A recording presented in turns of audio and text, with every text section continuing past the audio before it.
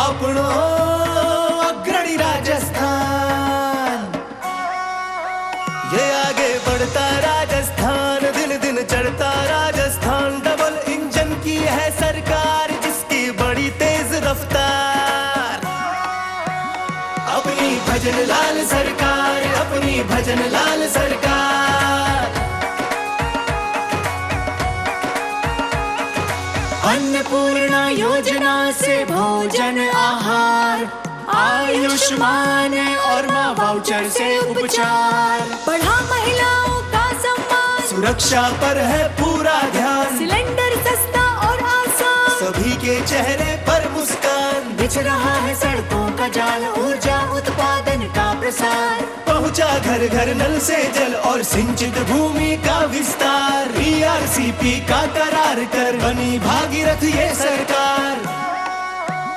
मोदी जी का है आभार, अपनी भजन लाल सरकार। बेहतर शिक्षा का आधार, सबको अवसर मिले अपार, पेपर लीक पे लगा लगाम, युवा सपनों को कर साकार, निवेश के नित नए खोले द्वार, बढ़ाए रोजगार व्यापार। भजन लाल सरकार, अपनी भजन लाल सरकार। श्रमिक महिला युवा किसान, साधे जन जन का कल्याण, बनाए विकसित राजस्थान, आपनो अग्रणी राजस्थान। खुशियाँ गांव शहर हर द्वार, सबके साथ खड़ी सरकार। भजन लाल सरकार, अपनी भजन लाल सरकार, अपनी भजन लाल सरकार। In the heart of precision since 1978 emerges a trusted name, India International House Limited. A beacon of excellence, our modern manufacturing unit symbolizes quality at every turn. Established exporter, our wings span across the globe. From the UK to the USA, Canada, Australia, South Africa, and Europe, we are a global force. At the core of innovation, our diverse production processes cater to every need, unveiling a world of possibilities. Your vision, our packaging. From blister packing to elegant retail boxes, we tailor solutions for you. Step into a realm of possibilities. Door handles, bathroom accessories, curtain poles, our diverse product categories redefine elegance. Our core beats with rapid in-house modeling, extensive QC procedures, and the satisfaction of customers worldwide.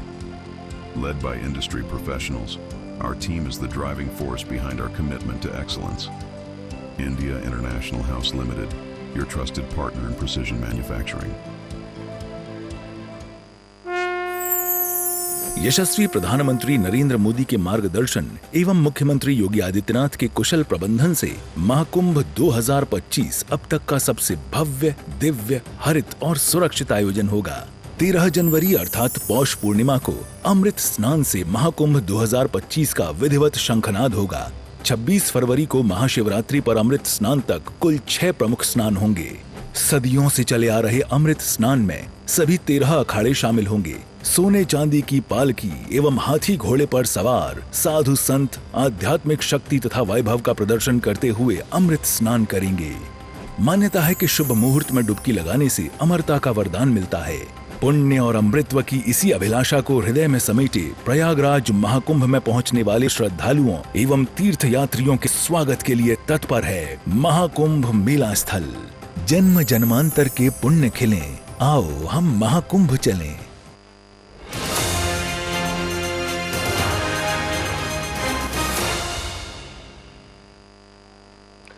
नमस्कार, हमारे खास कार्यक्रम 5 के पंच में आपका स्वागत है। मैं हूं आपके साथ आसिफ खान।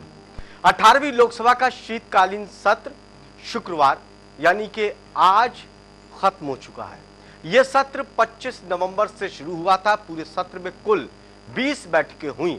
दोनों सदनों में चली कार्रवाई की बात अगर हम करें तो लोकसभा और राज्यसभा में लगभग 105 घंटे सिर्फ कार्रवाई हुई। सत्र के दौरान लोकसभा की प्रोडक्टिविटी की बात करें तो 54%, जबकि राज्यसभा में 41% रही। सदन में कुल 4 बिल पेश हो पाए। पूरे सदन में शीतकालीन पूरे सत्र में हालांकि कोई पारित नहीं हो पाया, वो भी यानी कि चार बिल रखे गए, वो भी पारित नहीं हो पाए क्योंकि शोर शराबा, हंगामा इतना ज्यादा हुआ लोकसभा और राज्यसभा में कि पूरा सत्र इसमें कोई भी बिल पास नहीं हो पाया। लोकसभा और राज्यसभा की कार्रवाई हर बार समय से पहले स्थगित होने को लेकर विपक्ष ने नाराजगी भी जाहिर की। विपक्ष का कहना था कि यह दुर्भाग्यपूर्ण है कि सदन बार बार बिना कामकाज के स्थगित हो जाता है।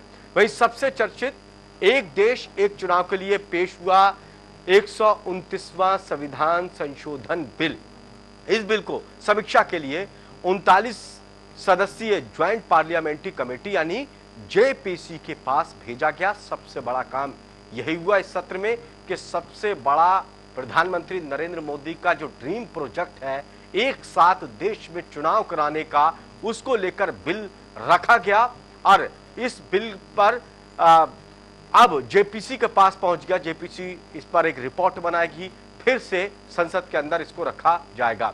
इस कमेटी में लोकसभा के 27, राज्यसभा के 12 सांसदों को चुना गया है। कमेटी को संसद के अगले सत्र के अंतिम सप्ताह के पहले दिन लोकसभा में रिपोर्ट देनी होगी, यानी कि जो अगला सत्र शुरू होगा उस सत्र में अब रिपोर्ट ये देगी कमेटी कि वन नेशन वन इलेक्शन को लेकर जो प्रावधान है उसमें कितना और बदलाव होना चाहिए, क्या हमारे देश में संभव है। क्योंकि जब ज्वाइंट पार्लियामेंट्री कमेटी की बैठक होती, कमेटी बनाई जाती है तो उसमें सभी राजनीतिक दलों के सांसद होते हैं, सबको मौका मिलता है उस पर चर्चा करने का, एक ड्राफ्ट पूरा तैयार करने का, और ड्राफ्ट तैयार होने के बाद उसको फिर से संसद के अंदर रखा जाएगा, फिर उसके ऊपर चर्चा होगी, फिर बहस होने के बाद वो पारित होगा, राष्ट्रपति के हस्ताक्षर होंगे, पहले लोकसभा में पारित होगा, फिर राज्यसभा में, उसके बाद वो कानून बन जाएगा। दरअसल सत्र की शुरुआत जो शीतकालीन हुई वो अडानी मुद्दे पर हुई, जमकर हंगामा हुआ। इस मुद्दे को कांग्रेस समेत विपक्षी पार्टियों ने उठाया, फिर विपक्षी सांसदों ने मणिपुर और किसानों का मुद्दा भी उठाया। सत्र खत्म होते होते अंबेडकर मुद्दे पर जमकर हंगामा हुआ। समाजवादी पार्टी ने संभल हिंसा का मुद्दा भी उठाया, कांग्रेस ने भी इस मामले को लेकर इंसाफ की बात की, चर्चा की मांग की, और समाजवादी पार्टी विपक्ष के मांग के आधार पर सरकार ने मौका दिया इस पर बात रखने का। समाजवादी पार्टी ने लोकसभा और राज्यसभा में अपनी बात को रखा, सरकार ने इसमें जवाब दिया। संभल को लेकर कई आरोप समाजवादी पार्टी की तरफ से भी लगाए गए। पूरे शीतकालीन सत्र में क्या क्या हुआ वो हम आपको विस्तार से बता रहे हैं कि कैसे हंगामा हुआ, क्या क्या मुद्दे थे। 19 दिसंबर को यानी कि कल धक्का मुक्की भी हुई थी, 2 बीजेपी सांसद इसमें घायल हुए थे। राहुल गांधी पर आरोप लगे थे, उनके खिलाफ 6 धाराओं में मुकदमा दर्ज किया गया था। 6 धाराओं में राहुल गांधी के खिलाफ मुकदमा दर्ज हो गया। इस मामले को लेकर जांच पड़ताल हो रही है। तो बता दें कि संसद में हुए पूरे धक्का मुक्की विवाद पर सियासी जो विपक्षी सांसद हैं उनका क्या कुछ कहना था वो भी आपको सुनाते हैं कि धक्का मुक्की में जो आरोप दोनों तरफ से लगाए जा रहे थे, पहले उन आरोपों को सुनिए। कि कितने डेस्परेट हो गए हैं कि आज ऐसे एकदम झूठी बातें, झूठा एफआईआर। राहुल जी कभी किसी को पुश नहीं करेंगे। मैं उनकी बहन हूँ, इतने सालों से मैं जानती हूँ, कभी इस तरह की हरकत कभी कर ही नहीं सकते। और फ्रैंकली देश भी जानता है, देश देख रहा है कितने डेस्परेट हो गए हैं ये लोग कि इस तरह की फालतू के एफआईआर लगा रहे हैं, क्योंकि सिंपली अडानी पे चर्चा नहीं चाहते। और जो इन्होंने किया है अंबेडकर जी के साथ, जिस तरह से अपमान किया है, ये जानते हैं कि ये देश नहीं सहेगा ये अपमान, इसीलिए ये सब डिस्ट्रैक्शन है, बस यही है। भारतीय जनता पार्टी की चाल हम आपको सबको समझना पड़ेगा। भारतीय जनता पार्टी के लोग सबसे पहले अनकॉन्स्टिट्यूशनल काम करते हैं, अन्याय करते हैं। जब आप उनके पक्ष में खड़े होते हैं जिनके साथ अन्याय हुआ है तो आप पर झूठे मुकदमे लगाते हैं। ये पहली बार नहीं हो रहा है, ये लगातार देख रहे हैं। ये भारतीय जनता पार्टी की स्ट्रेटेजी है कि पहले वो गलत काम करते हैं, जब आप उसका विरोध करते हैं तो प्रशासन से, शासन से आप पर झूठे मुकदमे लगाते हैं। जो हमारे फर्रुखाबाद के सांसद हैं वो सर्टिफिकेट से सांसद बने हैं, उन्हें जनता ने नहीं जिताया है। हम तो उनसे कहेंगे कि अगर उन्हें इलाज के लिए कोई डॉक्टर चाहिए तो हमारे डॉक्टर फर्रुखाबाद के जो हारे हैं उनसे भी इलाज करा सकते हैं। अगर उन्हें जरूरत हो तो हम फर्रुखाबाद से जो डॉक्टर हैं नवल किशोर, उन्हें बुला करके इन्हें दिखवा सकते हैं। इस पर भी सवाल। भारतीय जनता पार्टी हमेशा एक पक्ष को लेकर ही आगे बढ़ती है, वो कभी भारत के संविधान को, भारत की डेमोक्रेसी को और लोगों को लेकर आगे नहीं बढ़ती है। और मैं समझती हूँ भारतीय जनता पार्टी को जो कल का फेस ऑफ हुआ है उसके लिए माफी मांगनी चाहिए, क्योंकि इसके लिए केवल भारतीय जनता पार्टी की सरकार और भारतीय जनता पार्टी के मेंबर ऑफ पार्लियामेंट जिम्मेदार हैं।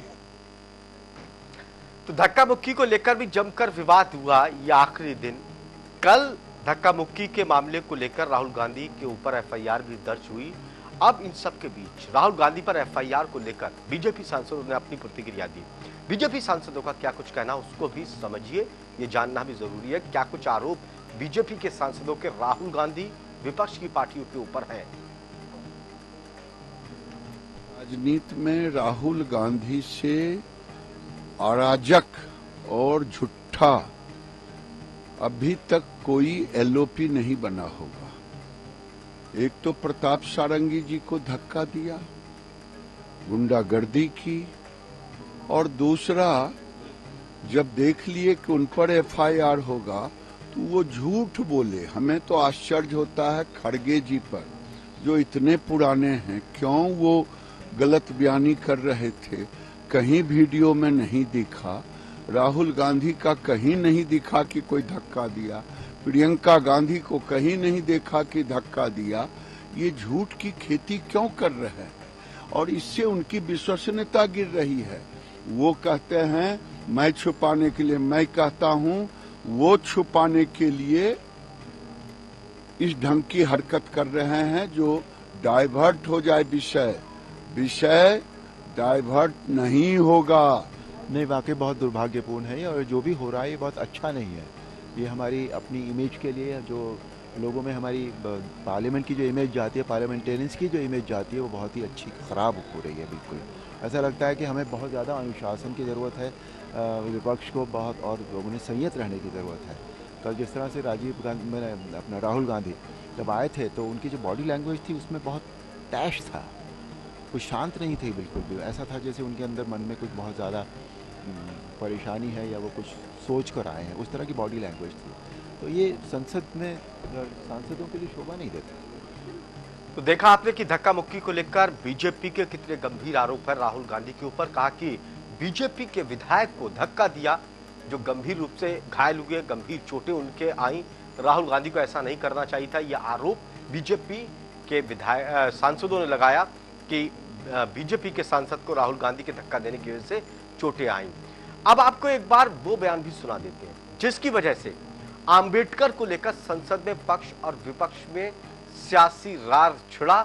सबसे पहले अमित शाह ने जो बयान दिया था, उस बयान के बाद विपक्ष ने हंगामा किया। ये भी छाया रहा मुद्दा संसद के अंदर।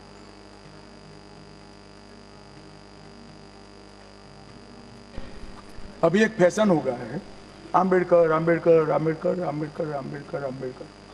इतना नाम अगर भगवान का लेते तो 7 जन्मों तक स्वर्ग मिल जाता।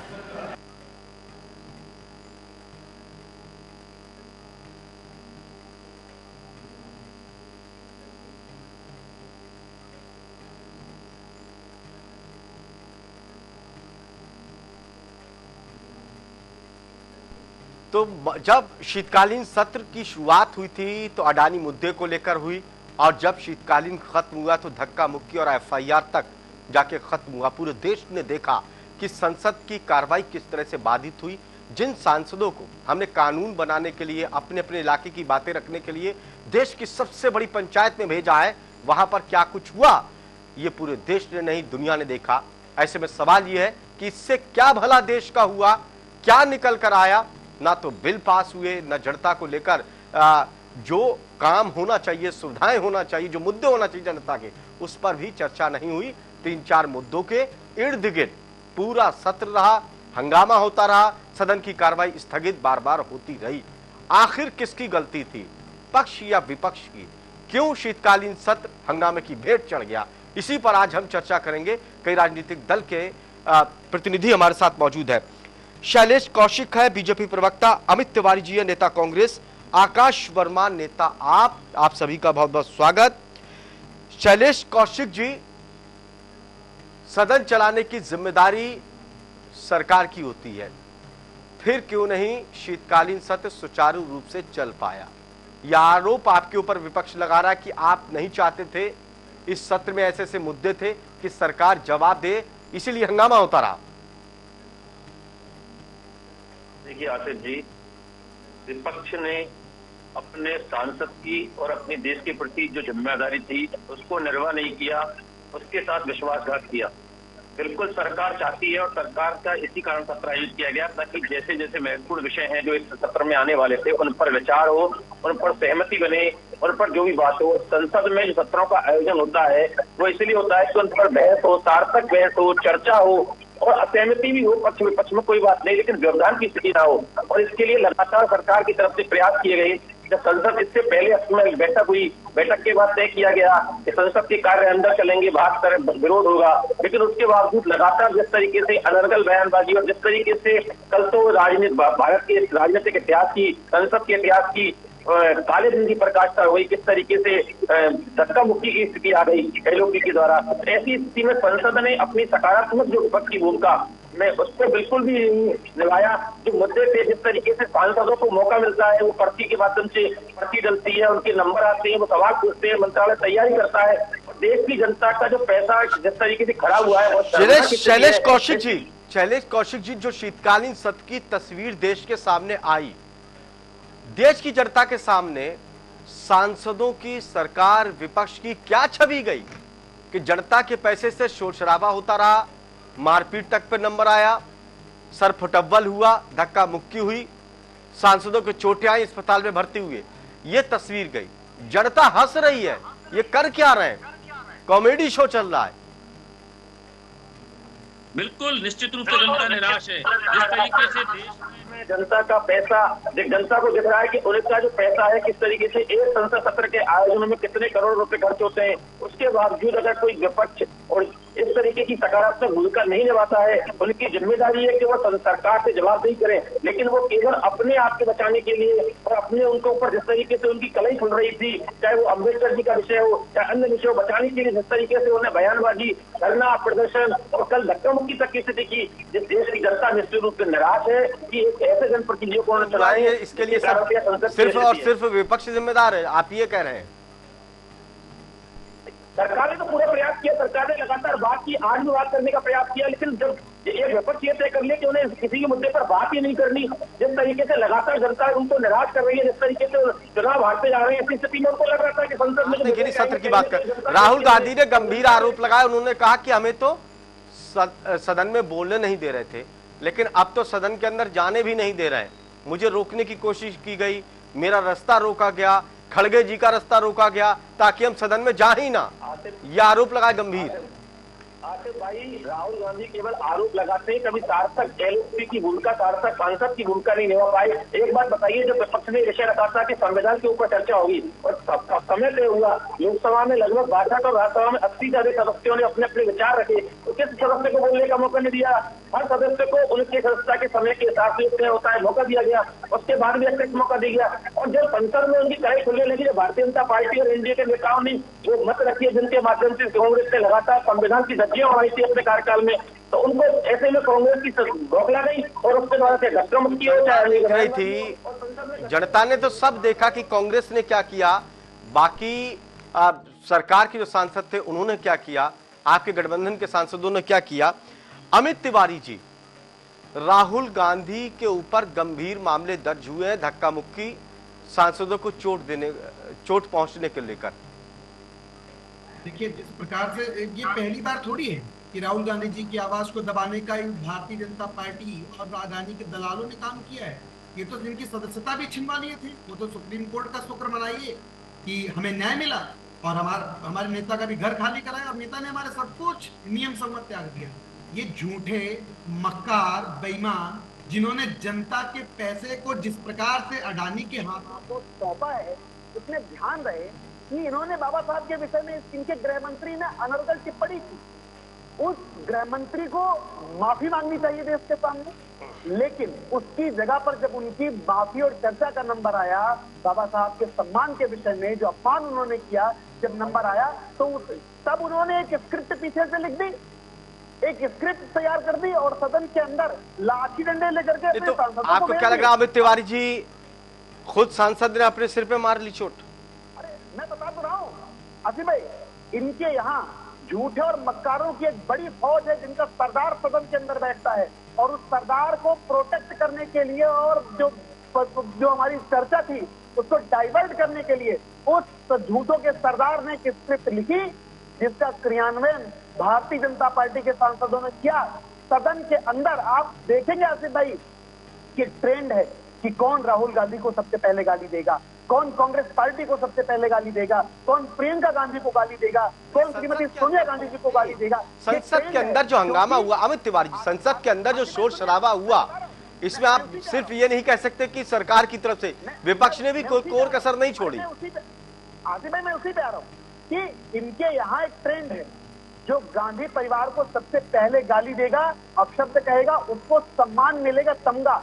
उसी क्रम में सांसद लाइन में खड़े थे डंडा लाठी लेकर के सदन के कि राहुल गांधी जी कब आएंगे, हम इतना जल्दी कौन राहुल गांधी को चोट पहुंचाएगा, कौन मल्लिकार्जुन खड़गे जी को गिराएगा, हमारे राष्ट्रीय अध्यक्ष को। लेकिन चोट तो इनके सांसदों को लगी, लाठी डंडे ये लेके खड़े थे और चोटें लेने के सांसद हो गए, ये कैसे हो गया? सुनिए तो, अरे आसिफ भाई सुन लीजिए ना, मुझे मौका दीजिए कम से कम बोलने का।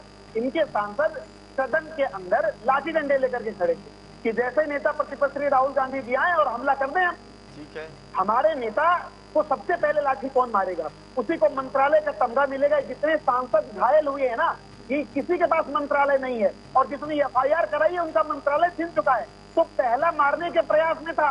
पहले सांसद को लगा कि दूसरे सांसद को लगा कि पहला वाला मार देगा तो उसको मंत्रालय मिल जाएगा, तीसरे वाले को लगा ये आगे से हमला कर देंगे तो इनको मंत्रालय मिल जाएगा। इसी चक्कर में आपस में ही सिर फुटौल कर लिए, नूरा कुश्ती कर ली और उसी में घायल हो गए। उसी में हमारे राष्ट्रीय अध्यक्ष मल्लिकार्जुन खड़गे जी घायल हो गए। ये तो इनकी आपसी लड़ाई है ना। मैं तो कहता हूँ भारतीय जनता पार्टी से अगर कांग्रेस के पास, अमित तिवारी जी बड़ी दिलचस्प आप कहानी सुना रहे हैं कि लाठी लेके खड़े थे, इन्होंने सोचा कि पहले कौन डंडा मारेगा उसका जल्दी प्रमोशन होगा। अमित तिवारी आसिफ भाई, जो सांसद पहले मारता उसका जल्दी प्रमोशन रहता। क्या कहानी सुना रहे हैं आप, जबरदस्त कहानी। अच्छा ये बताइए, ये कहानी नहीं है, ये कहानी तो लाठी डंडे लिए खड़े थे आसिफ भाई। मैं कह तो रहा हूँ, कांग्रेस पार्टी कह रही अगर नरेंद्र मोदी जी और गृह मंत्री अमित शाह जी और जो अध्यक्ष जी हैं, अगर उनमें थोड़ी भी नैतिकता बची है तो संसद के पटल के वो अंदर के पूरे फुटेज को सार्वजनिक करे और पूरा देश देखे कि लोकतांत्रिक कार्य सदन के अंदर कैसे किए गए। नहीं तो अमित तिवारी जी, कोई ऐसा वीडियो फुटेज है कांग्रेस के पास जो लाठी डंडे लेके बीजेपी के सांसद खड़े थे और कांग्रेस के सांसद ने वीडियो बना लिया लाठी लिए खड़े हुए? अरे सुनिए ना आसिफ भाई, मैं ये भी तो कह रहा हूँ कि क्या कोई भारतीय जनता पार्टी के पास कोई ऐसा फुटेज है जिसमें राहुल गांधी जी ने धक्का दिया है? नहीं है ना। तो वो फुटेज तभी आएगा जब अंदर से फुटेज निकलेगा, और अंदर से फुटेज आएगा नहीं क्योंकि अंदर उन्हीं की गलती है, उन्हीं के द्वारा मारपीट की गई। अगर ये वीडियो धक्के वाला दिखा देंगे, धक्का देने वाला राहुल गांधी का, उसके बाद ही फिर आप लाठी डंडे वाला दिखा देंगे? हाँ, नहीं वो अगर ये दिखा देंगे तो आप भी फिर दिखा देंगे। अगर ये दिखा देंगे तो उसी के साथ लाठी डंडा भी दिख जाएगा। तो ये दिखाएंगे नहीं, ये नहीं दिखाएंगे। तो आपको लग रहा है कि संसद में लाठी डंडे चले तो क्या? आपको भाई हमको लगे ना अमित तिवारी जी, हम तो सिर्फ ये कह रहे हैं कि संसद में हंगामा हुआ, जो मुद्दे जनता के नहीं उठना चाहिए थे वो मुद्दे नहीं उठे, ऐसे ही बहस होती रही दोनों में और सदन की कार्रवाई बाधित होती रही। लेकिन आपने तो इससे एक कदम आगे बताया, आपने कहा नहीं बहस नहीं हुई, लाठी डंडे भी चले हैं। तो जनता क्या ये देखे कि संसद में हम सांसदों को लाठी डंडे चलाने के लिए भेज रहे हैं? तब फिर तो सांसद, सुनिए, अरे सुनिए अमित जी, आपकी बात को हम बढ़ा रहे, तो अब तो ऐसे सांसद जनता को चुनने चाहिए जो पहलवान हो, लाठी चला सके, जनता के मुद्दे ना रखे, वो वहां पर जाके लाठी चलाएं खूब। हमारे नेता लाठी चलाने नहीं गए। वो जब प्रताप सारंगी जी का हालचाल भी लेने जा रहे थे, तब देखिए निशिकांत दुबे जो झारखंड के सांसद हैं, उन्होंने कितनी अभद्रता से बात की। हमारे सांसद चुपचाप चले आए। ये वही भारतीय जनता पार्टी की परिवेश गणना किया हुआ है कि जो सदन के अंदर श्री दानिश अली जी को जाति सूचक शब्द धार्मिक गालियां दी गई और उसको प्रमोशन दिया गया। प्रधानमंत्री के मुंह में दही जम गया, गृह मंत्री के मुंह में दही जम गया, लोकसभा अध्यक्ष के मुंह में दही जम गया। ये जब भी सबसे प्रणाली गड़बड़ की गई है और वही चरितार्थ भारतीय जनता पार्टी कर रही है। चलिए, आम आदमी पार्टी के आकाश वर्मा जी हमारे साथ जुड़े हुए हैं। आकाश वर्मा जी, क्या जनता ऐसी संसद में सांसदों को भेजना चाहेगी जो लाठी डंडे चलाएं, वहां पर सर फूटे? क्या इस मकसद से सांसदों को चुना और सबसे बड़ी पंचायत चलने का क्या ये मकसद है?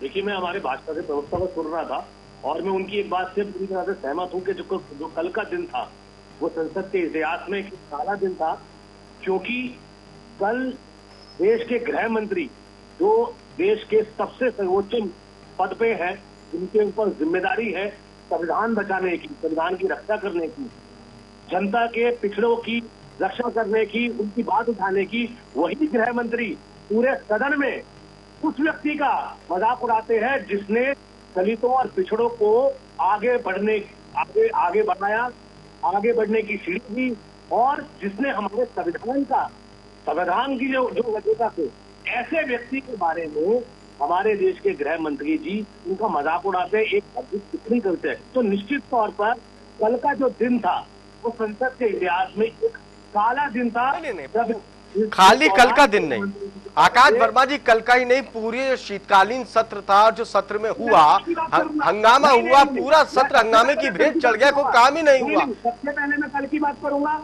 कल की बात मैं इसलिए करूंगा क्योंकि जिस बाबा साहब को हम लोग अपना भगवान मानते हैं, उन बाबा साहब के लेकर मजाक बनाया जाता है, वो भी देश के गृह मंत्री द्वारा, और सारे भारतीय जनता पार्टी के सांसद उस पर हंस रहे होते हैं। हम कैसे बाकी दिन की बात करें, हम कल की बात करेंगे। इनकी हिम्मत कैसे हो रही हमारे भगवान को गाली देने की? होते कौन है? क्या औकात है इनकी? अमित शाह जी की गाली शब्द तो इस्तेमाल ही नहीं हुआ। अपनी तुलना कर सकते हैं? आकाश वर्मा जी, गाली शब्द तो इस्तेमाल ही नहीं हुआ है। भारतीय जनता पार्टी शुरू से ही दलित विरोधी रही है। 2015 में मोहन भागवत जी कहते थे आरक्षण खत्म हो जाना चाहिए, वो कहते थे आरक्षण खत्म हो जाना चाहिए।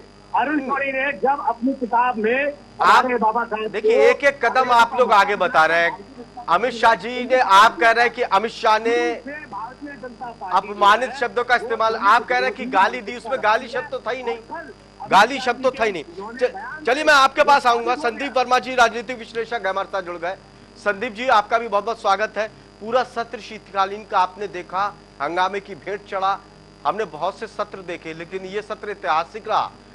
सत्र से पहले कह रहे थे, सरकार भी कह रही थी, विपक्ष भी कह रही थी, ये सत्र ऐतिहासिक रहेगा, इतना काम होगा, लेकिन सत्र में जो कुछ हुआ वो भी ऐतिहासिक था। ऐसा सत्र बहुत कम देखने को मिलता है, जहां पर पूरा हंगामा होता रहा, जनता के मुद्दे गायब रहे और सिर तक फूट गए। ऐसा सत्र आपने देखा कहीं? ये तो ऐतिहासिक सत्र था। संदीप जी। जी, सबको नमस्कार। सबसे पहले तो देखिए, मैं सबको सुन रहा था तो मुझे जो ऐसा लगता है कि सत्र जो है ऐतिहासिक तो रहा। बिल्कुल आप भी सही कह रहे हैं, सत्र ऐतिहासिक रहा और इतिहास बहुत सारे बने और विदेशी मीडिया ने भी हमारे खूब मखौल उड़ाए हैं। आज जो हमारे जितने भी पक्ष और विपक्ष के नेता हैं जिन्होंने हंगामा किए हैं और जनता के पैसों का जिस तरीके से उन्होंने लुटाया है और जनता के पैसों को जिस तरीके से उन्होंने बेकार किया है, ये तो इतिहास बन ही गया है, पहली चीज। दूसरी बात, देखिए, बार बार अगर कोई कहता है कि कोई भी पार्टी हो वो दलित विरोधी नहीं हो सकता, चाहे वो सपा हो, कांग्रेस हो, चाहे भाजपा हो, कोई भी हो। एक बात बताइए, दलित विरोधी किस मामले में दलित विरोधी हैं? कोई भी पार्टी हो, कोई भी पार्टी हो, कोई भी जनमानस की कभी ये बुराई नहीं करेगी, सबका साथ लेकर चलती है, पहली बात। लेकिन जहाँ तक चाहिए हो ना चाहिए हो, लेकिन वोट तो चाहिए है। बिल्कुल, और हर कोई लुभाने के लिए कैसे अपमान कर सकता है? बिल्कुल सही कह रहे हैं। वोट तो सबको चाहिए, वोट किसको नहीं चाहिए? सब सोशल इंजीनियरिंग करते हैं, सब जातिवाद पे कह रहे हैं। जातिवाद पे कोई लड़ाई नहीं है, जातिवाद पे कोई बात नहीं है। वही कांग्रेस कहती थी न जात पे न पात पे जो है मोहर लगेगा हाथ पे, और आज वही जाति की बात करते हैं। कांग्रेस का जाति की बात नहीं करती, बात करती है कांग्रेस कि आप जाति का गणना होना चाहिए, जबकि इनकी ही जितने भी मैनिफेस्टो रहे हैं, इंदिरा गांधी जी से लेके, बाकी नेहरू जी से लेके और बाकी राजीव गांधी जी से लेके और अब तक, तो अब बदलाव आने लगे। नहीं जी, जाति गणना होना चाहिए, ये होना चाहिए, वो होना चाहिए, इनको प्रायोरिटी दो, उनको प्रायोरिटी दो। पहली बात तो देखिए, जनता जो है सब समझ रही है, जनता को सब समझ में आ रहा है कौन क्या कर रहा है, क्या नहीं कर रहा है। पहली चीज रही बात, देखिए अगर अंबेडकर जी के बारे में कोई भी पार्टी हो, चाहे किसी भी दल से आता है, चाहे किसी भी समुदाय से आता है, कभी भी उनका अपमान नहीं होना चाहिए। वो संविधान के रचयिता है, संविधान के लिए उन्होंने बहुत कुछ जो है निछावर किया, अपना पूरा जीवन दे दिया है। और इस संविधान की वजह से आप हम सब इस टीवी चैनल पर बैठे हैं और कानून की बातें कर रहे हैं, संविधान की बातें कर रहे हैं। तो पहली बात, वो एक महापुरुष है, उनके बारे में जितनी बात अगर किसी ने कहा है तो बहुत गलत है, मैं इसका घोर निंदा करता हूँ।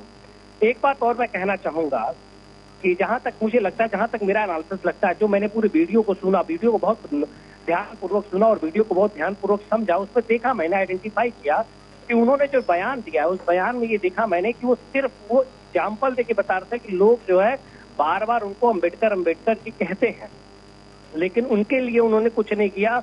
उन्होंने इस बात पे बात रखा और उसी बात को, क्लिप को काट के अलग अलग जगह पे दिखाया गया। ये बात तो उन्होंने कही थी कि अम्बेडकर जी का जितना नाम लेते इतना भगवान का नाम लेंगे तो फिर स्वर्ग मिल जाएगा। मैं बिल्कुल वही सी बात करता हूँ कि अम्बेडकर जी का नाम लेते उतना भगवान जी का नाम तो स्वर्ग मिल जाता और जो है सातों जो है इनमें जन्मों में एक तरीके का बातें हो जाता। देखिए उनके कहने का मतलब जो भी रहा हो, लेकिन मुझे जो मैंने पूरा वीडियो देखा, उस वीडियो का मतलब जो मैंने सुना, जो कि ये पोर्टल पे है लोकसभा के, ऐसा नहीं है और जो भी सब राइटिंग में लिखी जाती है बातें, कोई भी स्टेटमेंट हो, कोई भी बातें हो, तो ऐसा नहीं कि उसको हटा दिया जाता है। उन्होंने जो कहा वो जो मैं समझ रहा हूँ कि उन्होंने कहा कि जो है बात बार बार कहते हैं, लेकिन उनके बारे में, उनके दलित जो लोग हैं जिनके चिंतन करने की जरूरत है, जिनके बारे में सोचने की जरूरत है, जो आज जो ट्राइबल लोग हैं उनके बारे में लोगों ने कितना काम किया, वो ये कहना चाहते थे, जहां तक मुझे समझ में आ रहा है बात। बाकी देखिए सब पार्टी का अपना एनालिसिस होता है, उस चीज को किस तरीके से कैच करना और उसके बाद लेकिन क्या लग रहा है संदीप जी, इस तरह के माहौल बनाना। संदीप जी क्या लग रहा है इस तरह का बयान देख के अमित शाह, क्या पार्टी की मुश्किलें उन्होंने बढ़ा दी? अम्बेडकर के नाम पर जो कांग्रेस को घेरते थे बीजेपी के, लेकिन क्या आप खुद कटघरे में खड़े हो गए? इस तरह का बयान, भले ही जुबान फिसल गई या कहने का मतलब कुछ और था, लेकिन विपक्ष ने तो पकड़ लिया, वो कोड कर लिया।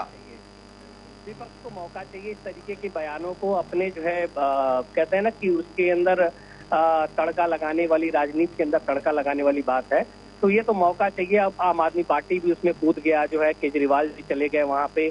केजरीवाल जी से दिल्ली की स्थिति नहीं संभल रही है। देखिए बल्कि मैं तो तारीफ करूंगा तापसी जी का कि उन्होंने दिल्ली की स्थिति में बहुत ज्यादा सुधार लाने की कोशिश कर रही, यंग है, युवा है और वो समझती भी है, ऐसा नहीं है, मैं उनकी भी तारीफ करूंगा इस मामले में। लेकिन जहां तक जिस तरीके से केजरीवाल जी आए थे, उस तरीके से संविधान के लिए उन्होंने जितना लड़ा था, जितना उन्होंने जो है एंटी करप्शन से लेकर और बाकी सब चीजों क्या था, वो दिखा नहीं था।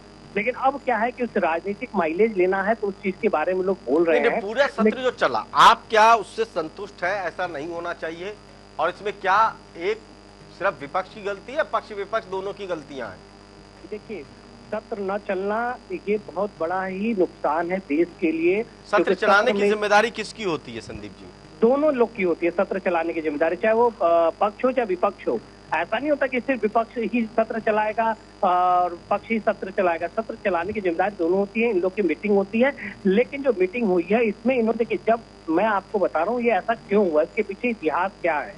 देखिए जब 2024 का जो चुनाव हुआ था, जब भाजपा के सीटें कम आई, तभी से ये बना दिया गया था कि इस बार जो भी होगा सत्र को चलने नहीं दिया जाएगा।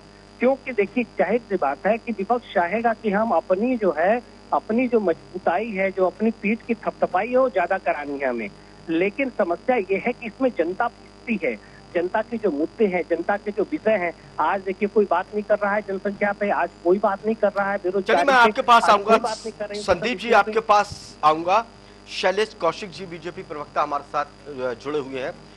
शैलेश कौशिक जी, विपक्ष का कहना है कि इस बार मुद्दे हमारे पास बहुत थे, चाहे वो अडानी का मामला हो, चाहे संभल का मामला हो, मणिपुर का मामला हो, ये तमाम मुद्दे थे। और उस बीच में जब संविधान को लेकर चर्चा हुई तो राज्यसभा में जो अमित शाह ने बयान दिया अंबेडकर को, उस बयान को भी पकड़ लिया। अब इन सब चीजों पर चर्चा ना हो, इसलिए ये पूरा जो कल हुआ कि सांसदों का रास्ता रोकने का आरोप लगाया, फिर चोट लगी, राहुल गांधी के खिलाफ FIR दर्ज हुई, उनका कहना है कि सब कुछ करा गया।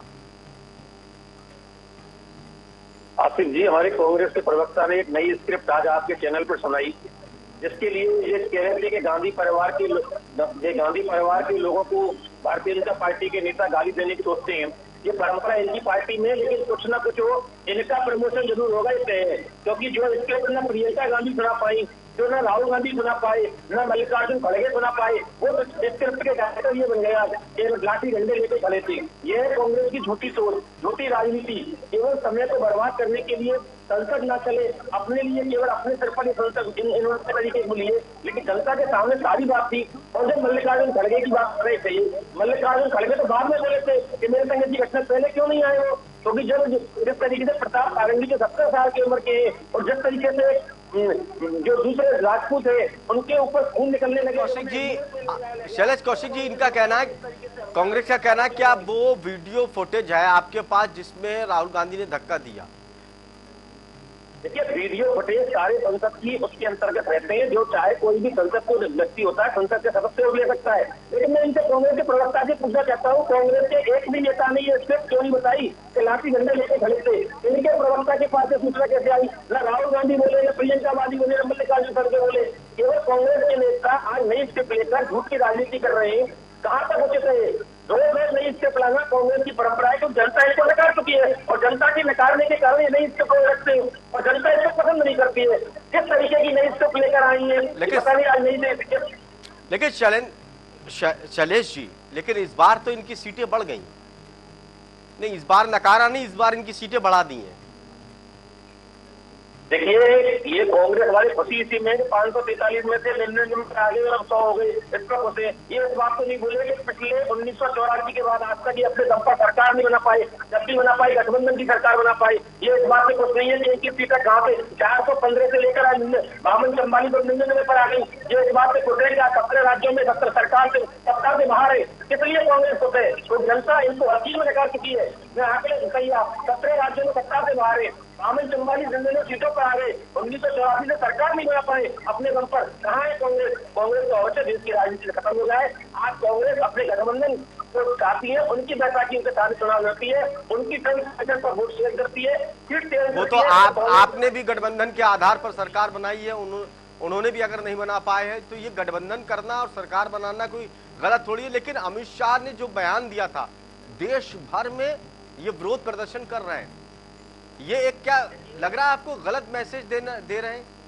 आपको ऐसा लग रहा है कि गलत मैसेज संदेश देने की कोशिश कर रहे हैं? ये राजनीतिक विश्लेषक भी बता रहे थे, उन्होंने उस बयान में बताया था कि कांग्रेस इस तरीके से देश की आजादी के बाद से लगातार अम्बेडकर करती है और अम्बेडकर जी के सिद्धांतों को, उनके मूल्यों को, उनके जो उन्होंने जो आदर्श थे उनको अपनाने की बजाय आज कांग्रेस केवल उनके नाम पर वोट की राजनीति करती है। अगर अम्बेडकर जी के नाम पर वास्तव में, मैं इनसे कांग्रेस के प्रवक्ता से पूछना चाहता हूँ कि देश में 7 साल इनकी सरकार रही, 48 साल नेहरू गांधी परिवार ने राज किया, क्या अम्बेडकर जी के नाम पर इन्होंने एक भी योजना चलाई?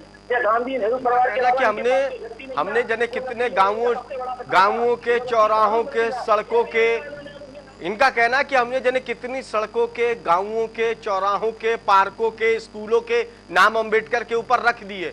बीजेपी ने अंबेडकर के नाम पर कुछ किया, ये कहते हैं। 1990 में जब देश गांधी सरकार बनी उसमें भारत रत्न अम्बेडकर जी को मिला था। जो कांग्रेस की विचारधारा बिल्कुल केवल वोट नहीं की थी, इन्होंने अम्बेडकर जी का हमेशा विरोध किया। अब इनके नेता ने अम्बेडकर जी का स्मारक नहीं बनने दिया उनके जन्म स्थान पर। नेहरू जी ने 18 जून 1969 को साफ कहा था कि निजी से बनाए, सरकारी स्तर पर नहीं बनेगा। मैं बता रहा हूँ आंकड़े के साथ, आज कांग्रेस के पास तो अम्बेडकर जी को बोलने के लिए शब्द ही नहीं है।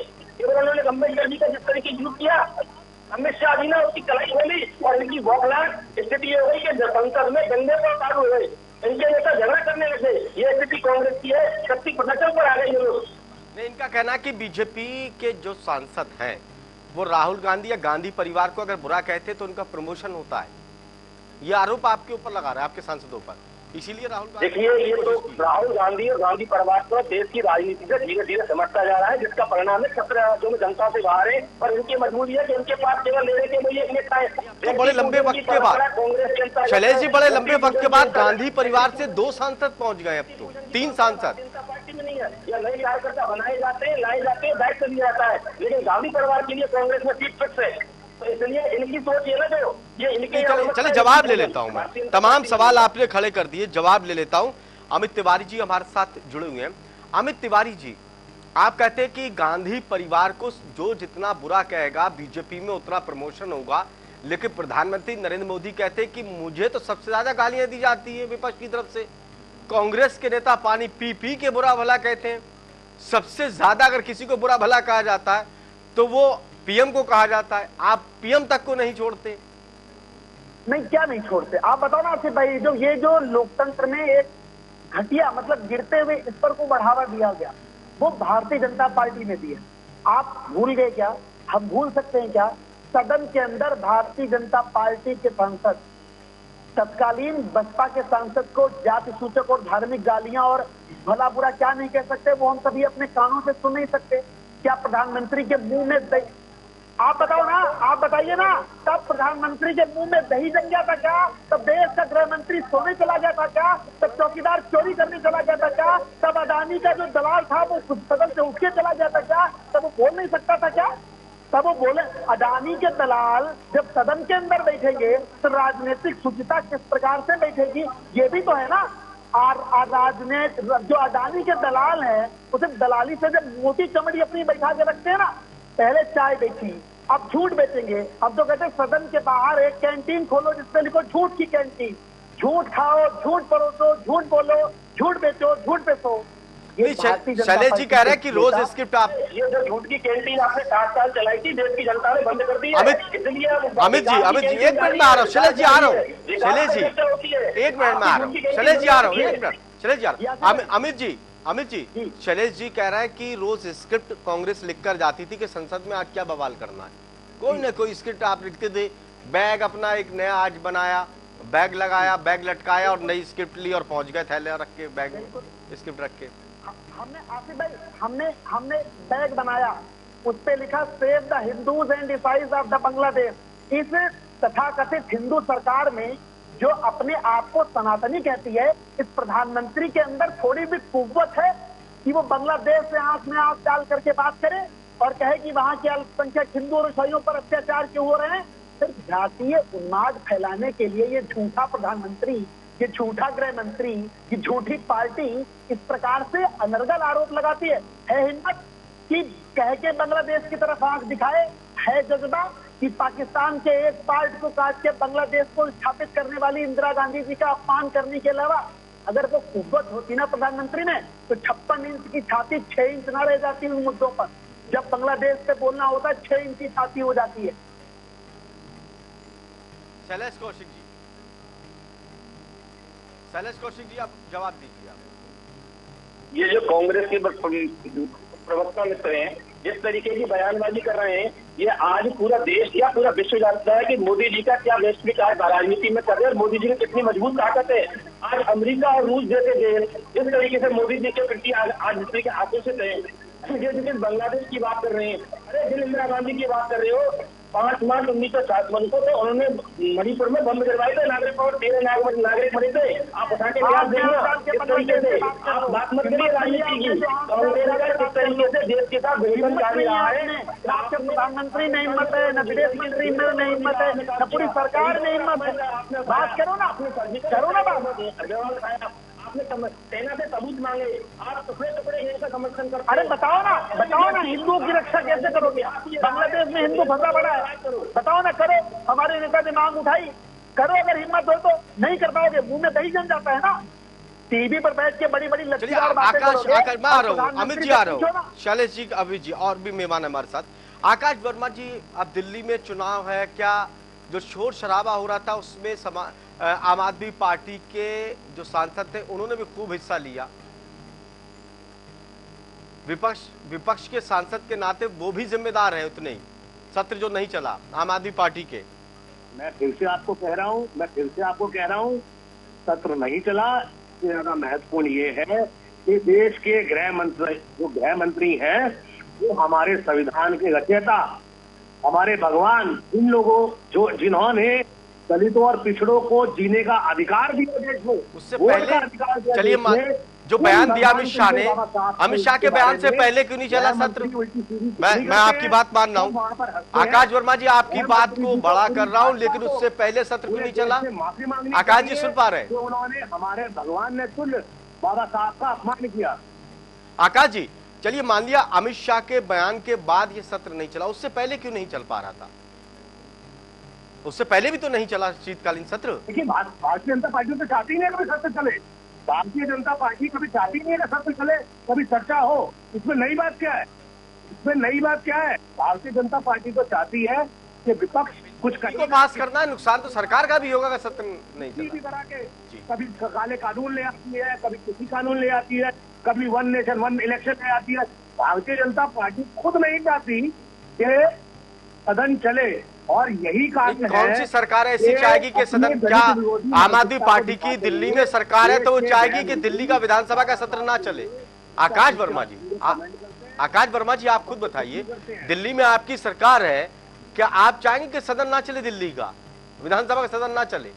नहीं चाहेंगी ना सरकार। दिल्ली में तो सदन चलता है। तो यही तो मैं कह रहा हूँ, कौन सी सरकार चाहेगी कि सदन ना चले? नुकसान तो उसका भी होगा अगर सदन नहीं चलेगा।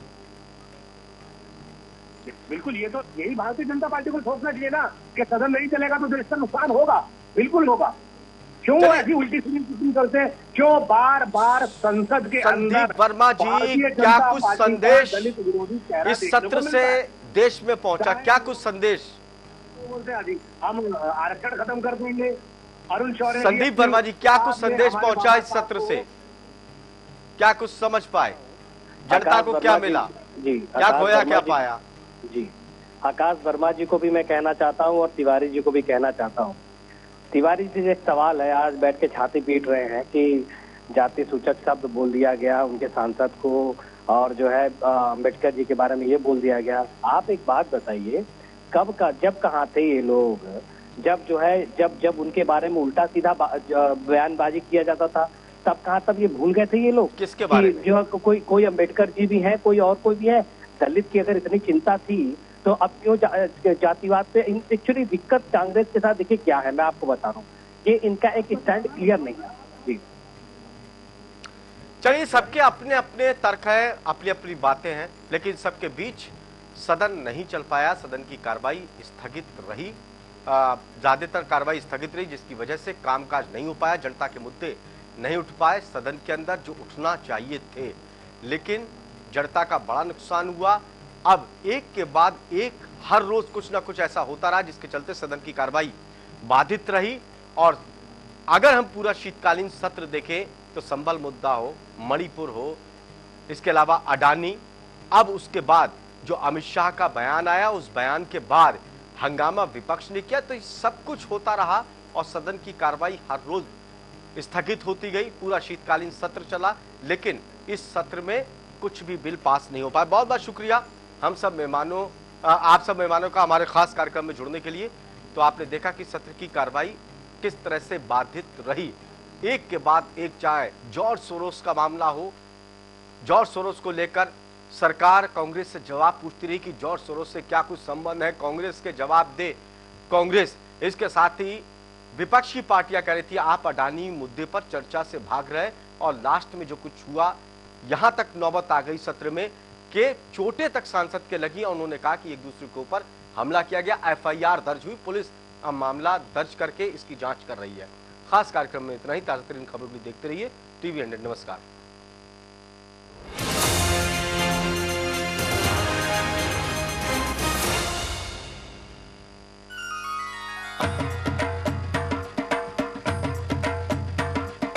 આપણો અગ્રણી રાજસ્થાન, ये आगे बढ़ता राजस्थान, दिन दिन चढ़ता राजस्थान, डबल इंजन की है सरकार जिसकी बड़ी तेज रफ्तार।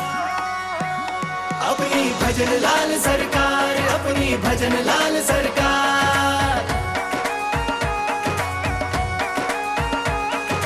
अन्नपूर्णा योजना से भोजन आहार, आयुष्मान और माँ वाउचर से उपचार, बढ़ा महिलाओं का सम्मान, सुरक्षा पर है पूरा ध्यान, सिलेंडर सस्ता और आसान, सभी के चेहरे पर मुस्कान, बिछ रहा है सड़कों का जाल, ऊर्जा उत्पादन का प्रसार, पहुंचा घर घर नल से जल और सिंचित भूमि का विस्तार, ERCP का करार कर बनी भागीरथ ये सरकार।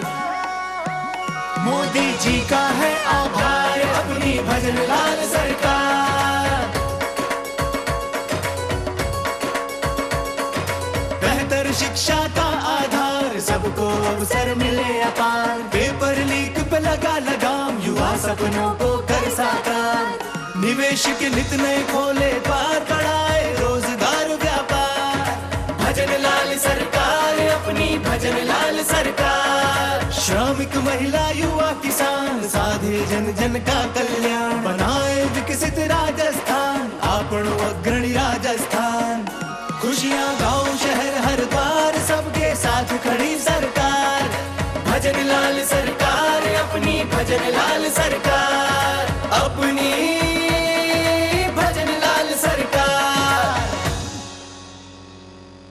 In the heart of precision since 1978 emerges a